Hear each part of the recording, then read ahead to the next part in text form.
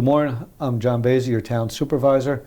Here we are today doing another part of our mini-series inside Town Hall. Today we're going to be doing an interview with Felicia Salvatore, who is our town clerk, and she's going to give us a little bit of a synopsis of what goes on in the town clerk's office on a day-to-day basis, what's available, and how you go about doing some of the things that you need to get from the town clerk's office.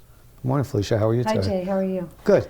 Good. So I don't know where you want to start. Well, you are the keeper of all the records in Town Hall. Keeper of all the records in Town Hall, which is a overwhelming job at times, but that's one of the things that we do. And before I start, too, I wanted to just say that nobody's as good as the staff they have working for them, and I have two really great deputies in my office, and they do a lot of work, and they work very hard, and I just wanted to say thank you to them. And actually, Town Hall staff is wonderful, and we all work very well together. That's good to hear. Today's day and age, that's very good to hear. Yeah. If somebody wants information from Town Hall, how do they go about getting any of the information out of your office? Most people call our office, I think, really for any question about the town, because they think that for whatever reason the town clerk they think that we know everything, which, we really don't. We do act like we do sometimes, and we'll look anything up and get back to them, but we're kind of like the center of Town Hall, and they mostly call us on the phone. They do email, but I would say most of it is via phone or coming in. In order to get documents from Town Hall, what is the process? It depends on what you're getting. Actually, we do quite a bit. We do dog licensing, which I'll talk about in a little bit further. We do handicap tags now since 2017. We took that over from the police in April of 2017. You used to have to go to the police station. Now you come to Town Hall for that. Are those documents available on the website? Yeah, the forms are available on the website. You could do it totally through the mail if you wanted to, or you could have a family member bring in the form as long as you have it signed and a copy of your driver's license. Okay. And that way you wouldn't have to come in.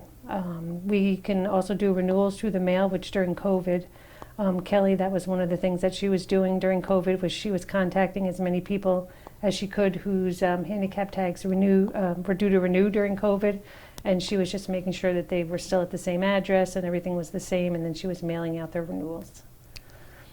What else? So we also do birth, deaths, and marriages. If anybody needs a copy of their birth certificate, which is something maybe would be good to talk about, because a lot of people are confused between the difference of the city and the town of Poughkeepsie. If you were born after 1975, chances are you were born at Vassar Hospital, and your birth certificate would be located at the city of Poughkeepsie. And that's at 62 Civic Center Plaza, and their phone number is 451-4276. That's one of the things we do turn away a lot of people that come to our window. We'll see a lot of people that I can see that they're in their 20s or 30s, or they want birth certificates for their children, and we direct them to the city of Poughkeepsie. So we have the births for St. Francis located in my office. Okay, and they stopped in what year? 1975. Okay. So end of 74.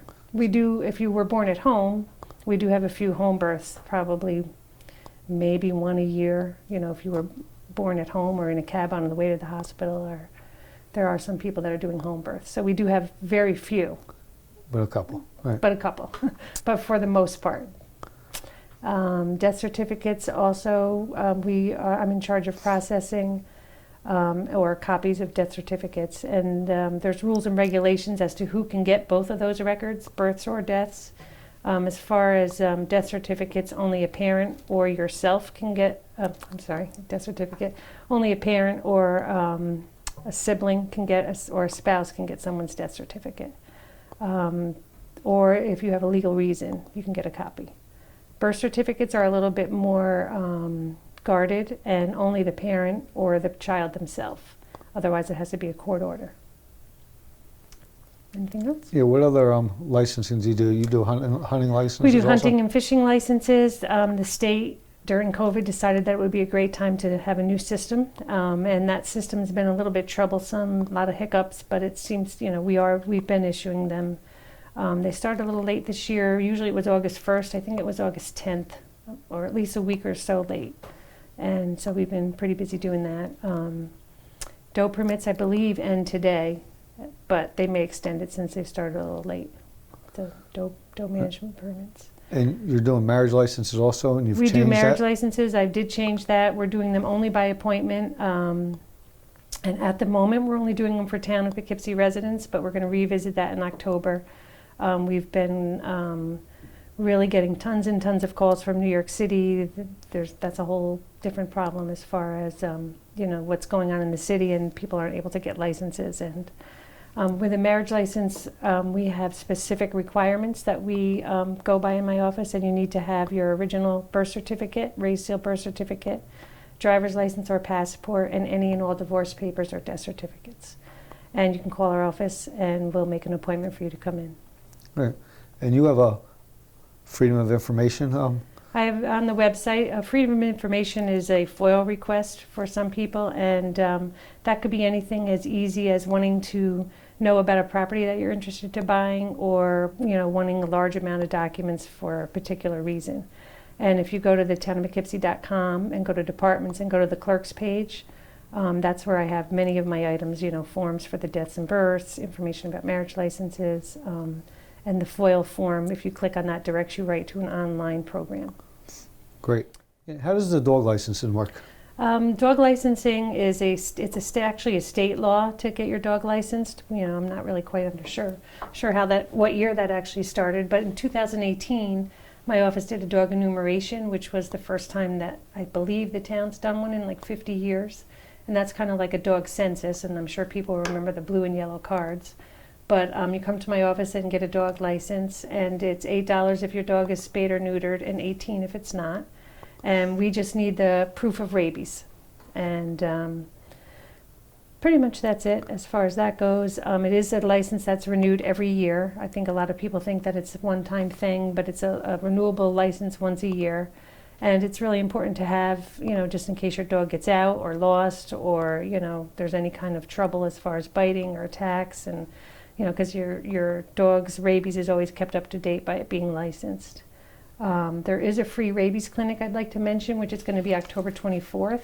For anybody that might be interested in doing that, you can contact the Dutchess County SPCA.org or call 452-7722, and that's October 24th at 505 Main Street in Poughkeepsie. What else does that exciting office do? Did we talk about the hunting and fishing? We did. So peddlers also is something that I license in the town. And those are people that go door to door, or that might be selling food. And if you go to the townofpoughkeepsie.com and my page as well, and click onto the licensed peddlers and click on that, you can get a name. Everybody that has a license is on that form. And I keep it pretty much up to date. So you have some people from Spectrum that are going door to door. That's just one of the companies. And everybody should carry a peddler's permit in the town of Poughkeepsie, and you can check that there.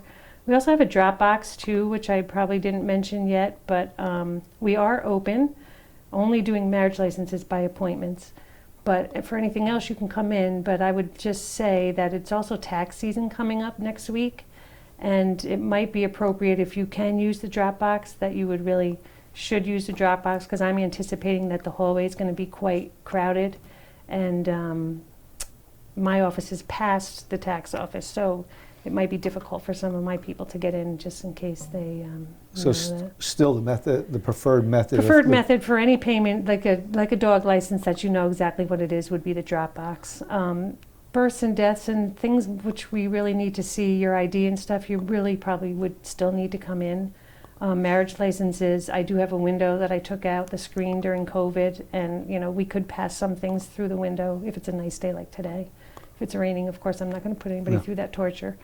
And that's about it. And I also wanted to mention too that the elections are coming up. And we've been getting a lot of phone calls about absentee ballots and many different questions about the Board of Elections. I helped a gentleman last week get his absentee ballot. His wife was in the hospital and he's having a hard time. And it's very difficult to get them by phone. Their number is 486-2473. But if you contact either Eric Haight or Elizabeth Soto by their emails, by going to the website, they get back to you very quickly. And so...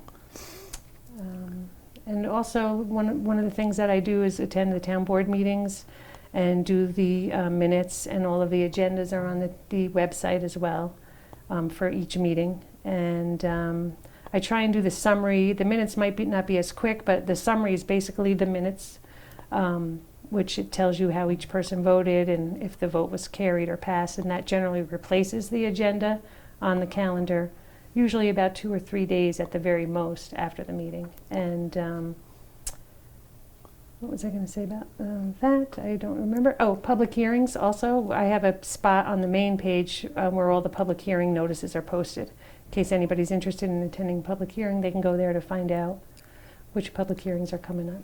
Okay, it's a very busy office. You're, as I said earlier, the keeper of all the records. You do a lot down there. And as town hall in general is, if anybody has any questions or anything they need to know and they don't know who to call, they can call any office in town hall and we'll try to direct them. Or as Felicia stated, even get an absentee ballot, we'll try to direct you to the right office in the county or even the state to point you in the right direction. If you really don't know who to call, you can always call anywhere in town hall and we will try to point you in the right direction of where to go if you're not sure. And the leaf schedule just came out as well. I know you might be talking to the superintendent of highways soon, but we've been getting calls about that, and it's October and the leaves are falling really quick all of a sudden, and so the leaf bags are available always the first Tuesday after Columbus Day over at the highway department. Okay. Felicia, as always, thank you. Always a pleasure talking to you, Jay. Been extremely informative. I want to thank everybody for watching this video. If you have any questions, town hall is open. We prefer still to use a Dropbox when possible, or call, or if you're coming in for a meeting, please call ahead of time for a meeting, but we are open. Town hall is fully staffed, so feel free to give us a call, and if you really do have to come in, we are available at this time. Thank you. Thank you.